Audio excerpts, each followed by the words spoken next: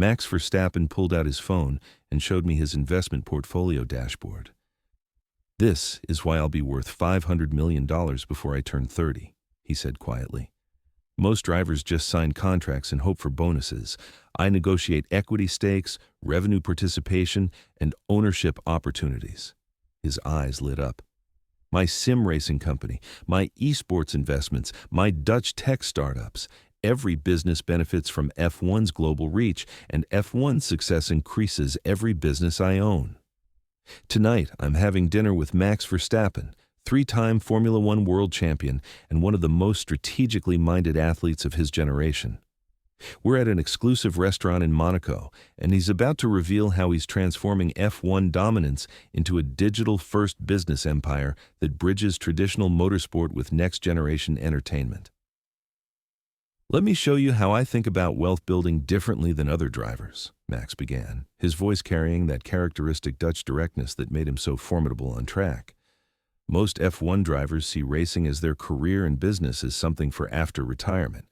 I see racing as my platform for building businesses while I'm at peak performance." He scrolled through his phone with the same precision he used to navigate Monaco's tight corners. "My Red Bull contract isn't just about salary. It's about strategic partnership. 60 million euros per year is excellent, but the real value comes from the commercial freedom and equity opportunities that my success creates. Every championship I win makes my business ventures more valuable. Take my sim racing company, Team Redline. Most people see it as hobby. I see it as the future of motorsport entertainment. Physical F1 races happen 23 weekends per year. Virtual racing happens 365 days per year. We're building the infrastructure for digital motorsport that will exist long after I stop driving." Max paused to take a sip of water, maintaining the same hydration discipline that kept him sharp during 3-hour races. "The key insight is that my generation grew up with gaming and social media. We understand digital platforms in ways that older drivers and traditional team owners don't. While they're still thinking about television viewership, I'm building for streaming, gaming, and interactive entertainment. My partnership with Oracle demonstrates this approach. They're not just sponsoring Red Bull, they're working with me to develop data analytics tools for racing performance that can scale to other sports and business applications. I'm helping create technology that extends far beyond Formula One." The first course arrived, but Max's focus remained entirely on explaining his strategic thinking. "The esports investments are particularly exciting. Traditional sports have physical limitations. You can only have 20 F1 drivers in the world. Esports can have millions of competitors. By investing early in sim racing platforms and virtual motorsport leagues, I'm positioning for entertainment that scales infinitely. My Team Redline victories in virtual Le Mans, virtual Spa 24 hours, virtual Daytona. These aren't just fun competitions, they're proof of concept for digital motorsport that could eventually rival physical racing in popularity and revenue. The business model's brilliant. Virtual racing has no physical risks, no weather delays, no geographical limitations. Drivers from anywhere in the world can compete, sponsors can activate globally, and fans can watch unlimited content. It's Formula One without the constraints that limit traditional motorsport." Max checked his custom Richard Mille watch, a partnership that exemplified his approach to strategic endorsements. "The Richard Mille deal isn't just about wearing expensive watches. We're developing racing-specific timepieces that monitor biometric data during competition.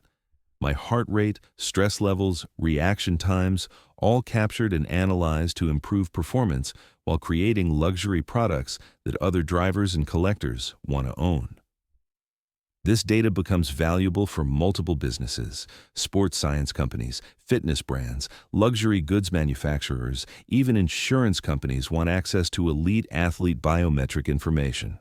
One partnership creates opportunities across multiple industries." The Dutch real estate investments reflect my long-term thinking.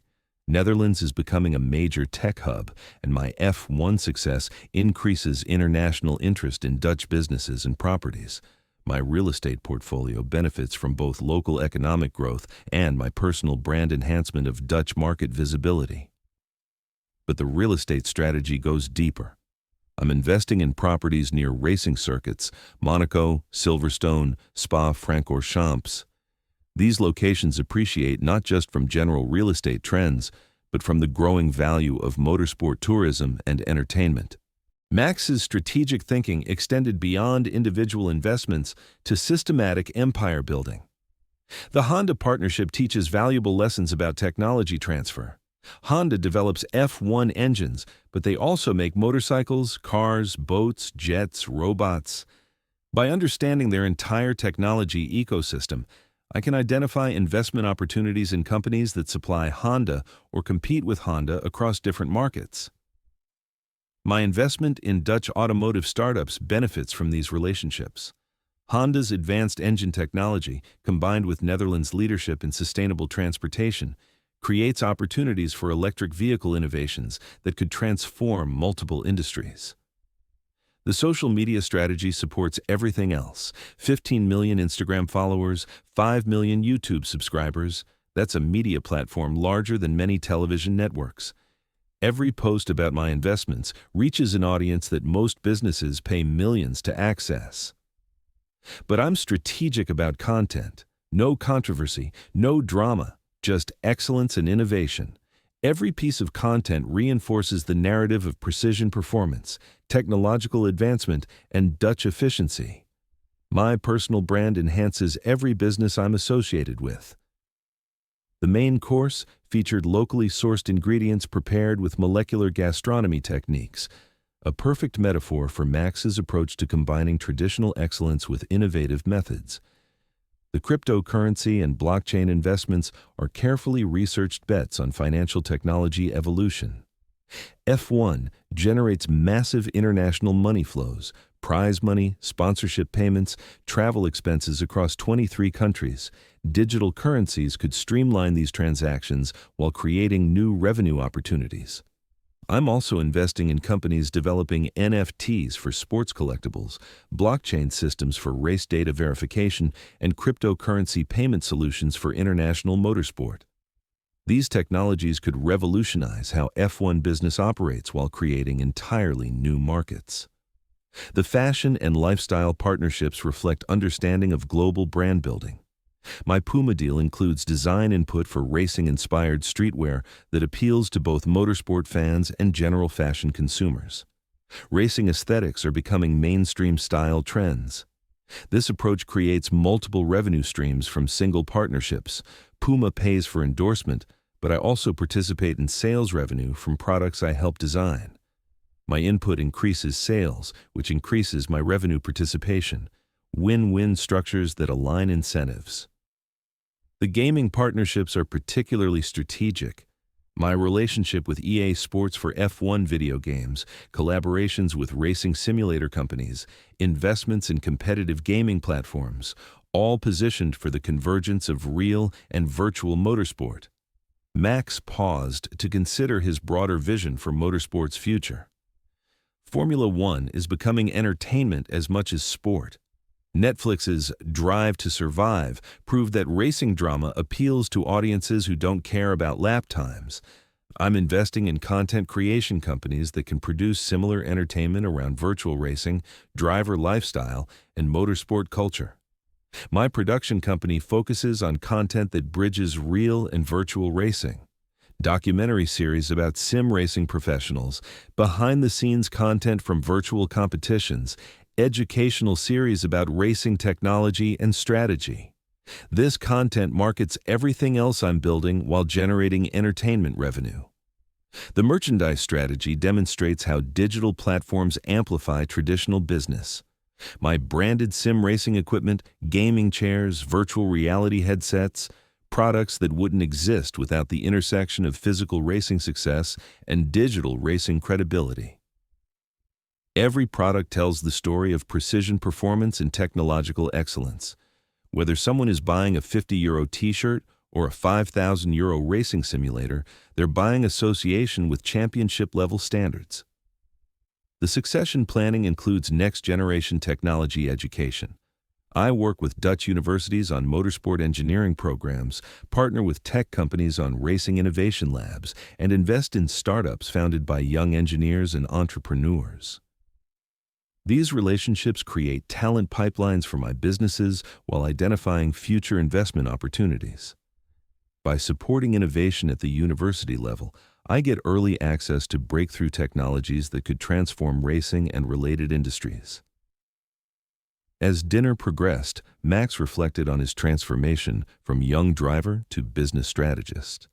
The key advantage of being a Gen Z athlete is understanding that traditional career models don't apply anymore. Previous generations had linear paths: perform athletically, then transition to business. We can do both simultaneously through digital platforms and global connectivity. My racing performance amplifies my business ventures, and my business success enhances my racing platform. They're not separate careers, they're integrated systems that make each other more valuable. The timing is perfect for this approach. Formula One is experiencing massive global growth, esports is becoming mainstream entertainment, and sustainable technology is creating new markets. I'm positioned at the intersection of all three trends. The sustainability investments are particularly important. Formula One is transitioning toward carbon neutrality, automotive industry is going electric, and consumers increasingly prefer environmentally responsible brands. My investments align with these trends while addressing real environmental challenges. My stake in solar energy companies, electric vehicle charging networks, and sustainable material startups positions me for the green economy transition that will define the next decade of business growth. As dinner concluded, Max summarized his philosophy of building integrated wealth systems. Most athletes peak financially during their competitive years, then struggle to maintain income after retirement. I'm building businesses that will be more valuable after I stop racing, because they will have had years to develop with the benefit of my platform and partnerships. Racing will end eventually, probably in my mid-30s. But by then, Team Redline will be a major esports company. My tech investments will be mature businesses. My real estate portfolio will be generating substantial passive income, and my production company will be creating content independently. The secret is using athletic success to build systems that generate wealth forever, not just during competition years. Every championship makes my businesses more valuable, but my businesses will continue creating value long after my last race. When people study athlete wealth building in the 2020s, they'll see that the smartest competitors didn't just dominate their sports, they used their dominance to build digital-first business empires that bridged traditional athletics with next-generation entertainment platforms. This evening with Max Verstappen showed me that the next generation of athletes isn't just more talented competitively. They're more sophisticated strategically, using their peak performance years as launching platforms for business empires that will define their post-athletic success. Don't forget to subscribe and check out the other videos to hear the most private dinner conversations where billionaires reveal their deepest secrets. Which part inspired you the most? Drop it in the comments. Let's figure out how to become billionaires together.